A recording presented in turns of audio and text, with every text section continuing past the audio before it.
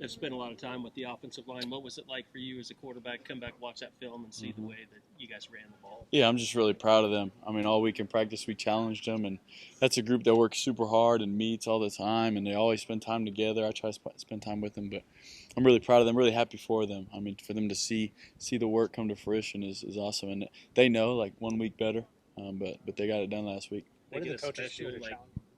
week meal this week. We could do that. What should it be? Crumble cookie? I love crumble. I was thinking like Benvenutis is like special. Oh yeah, that's a lot of money. Yeah, bye week's coming up. What do the coaches do to challenge the offensive line in practice last week? Just finish, strain harder, and all the way to the whistle. Coach Arbuckle held the whistle, and he let the play go for a little bit, and then like you keep going until you hear that whistle. And even me, like running, chasing the ball, and making sure I'm finishing when I'm running the ball. But it's everybody. John, how much more comfortable did you maybe feel this past week than maybe the week before against Texas? Yeah, I mean, I think when something like that happens, and I have a game like that, you got to revisit where you come from. Not, I wouldn't say where you come from, but thought process going into a game, and you don't want to like break everything down. My process was still good, but I think I just realized that I can trust these guys around me. It's not that I didn't, but like I can, like they obviously showed it, and they showed it every game. But I have a kind of a control problem. It's probably my personality. It's not even because I don't believe in anyone, but just me just trusting and letting the game come to me is a big thing that I knew when I was younger. I kind of got away from, but letting the game come to me, and we all played super hard, so it worked out. Trying to reset like that, is that something you lean on Coach Arbuckle for, Coach Coos, just as far as getting in the right headspace? Right, and they know me really well, so yeah, they help me out, and they center me. A lot of talking to God, and it was a long week, but we came out and we performed, and that's credit to everybody, and I needed that. John, after seeing Torrey have some success in the run game, how important is it to build off that coming off that game and heading into a stretch like that? Yeah. I mean, I think it's super important, building confidence, but then remembering why it happened, and it's strictly because of the way we practice, nothing else. And like he's super confident guy, and of course he is. He's super fast. He's really good at running back, and we got a lot of good running backs, and so, but super important, and we're gonna keep building. John, I know you spent so much time with Giovanni, just working, Yeah. and he and Dion both, but how much does that help you kind of build trust with him, as he's kind of built trust in himself coming back from injury? I think it's huge. Like just building a relationship is huge with everybody, and having a relationship with all the linemen, all the running backs, tight ends, receivers, and then the defense. Like he knows that. I think that was just him screaming out there. I don't know if y'all heard that, but he knows that maybe I don't come to him in the first half. Like I got his back, and the ball's coming. And it's not the end of the world. And I trust him, and it's just deeper than balls coming out of my hand going into his hands. But it's a real friendship with all of them.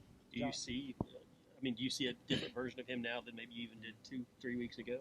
Yeah, I mean, just more trust in himself, and he's working hard. He's meeting with Coach Arbuckle all the time, like once a day. On the plane right there, he was sitting next to Coach Arbuckle going over the plays for an hour and a half. That's what they told me. So I'm proud of him. Like he's putting in the work, and he's getting the fruits of it, and I'm proud of him. John, I know you're confident in your defense, but considering the challenge Ole Miss poses, but with their explosiveness on offense, I mean, what's the challenge going to be like this week for you guys as an offense to potentially go out there and match some of their explosive plays on your end? Just staying efficient. I mean, the explosive plays come, but you can't force them. Ole Miss has a good defense too, and obviously a good offense. And so you just play the game that comes to you, and stay efficient. John, talk about the defense. What's caught your eye so far about what they do? I got a lot of talented players, a good scheme. They mix it up, and they're gonna bring different things at you. But I'm excited. You guys have obviously had a couple big wins here already this season. Just how much are you just looking forward to the opportunity to have another big top 10 team in here on Saturday? Yeah, I mean, anytime you can play in this stadium is awesome. I mean, the atmosphere and the fans are going to bring it. I already know. I'm really excited to be back at home. I haven't played here since Auburn, so that was like a month ago. So I'm missing it. We know kind of just talking to you after the Texas game how much that can kind of hurt you. I guess I don't want to put words in your mouth, but it's obvious you were disappointed. What does it mean now to go out and play so well offensively and get that chance to be back on this field to really make a statement to the country?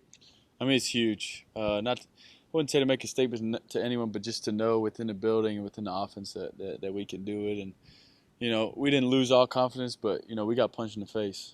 and I got punched in the face, and that's the game of football. But you keep working, and you don't flinch, and the game of football is going to love you back.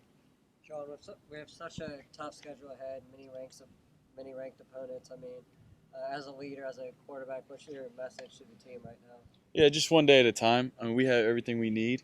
We don't have to be anything that we're not, or I don't have to do too much. Isaiah, Dion, nobody has to do anything that we're not capable of. I think that's a super important thing, and just day to day, put in the work, get better every day.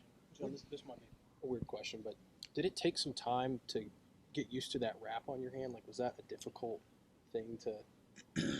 We used a couple different. Like this is I knew I wanted a KT tape. I honestly like the black tape. I think it looks cool, but there's also benefit to it. But this is the second version of the wrap. I just wanted to make sure that it wasn't thick, so it didn't keep my thumb off the ball. But it was fine. It's healing, and but yeah, it's not hard. Have you noticed over the last couple of weeks, like, it is healing? It feels better.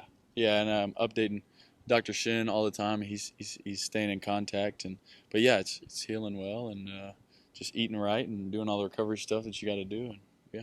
Dr. Shin aware that he's like a celebrity around these parts? Yeah, he, it's different. If he comes to Norman, he'll really feel it, but he's probably aware, but it's hard to really understand till you come here. I feel like right now it's like Matir, SGA, Shin, Radosik. Right. You gonna get in Yeah. there? If he comes to Norman, did you ask him to come? Right. We're trying.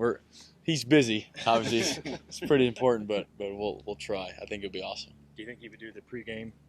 There's only one Oklahoma. Yeah, right. I think everybody would go pretty crazy for that. I don't know if he likes to keep to himself. I'm pretty sure he's a great human being, but we'll see. Cool. Appreciate it.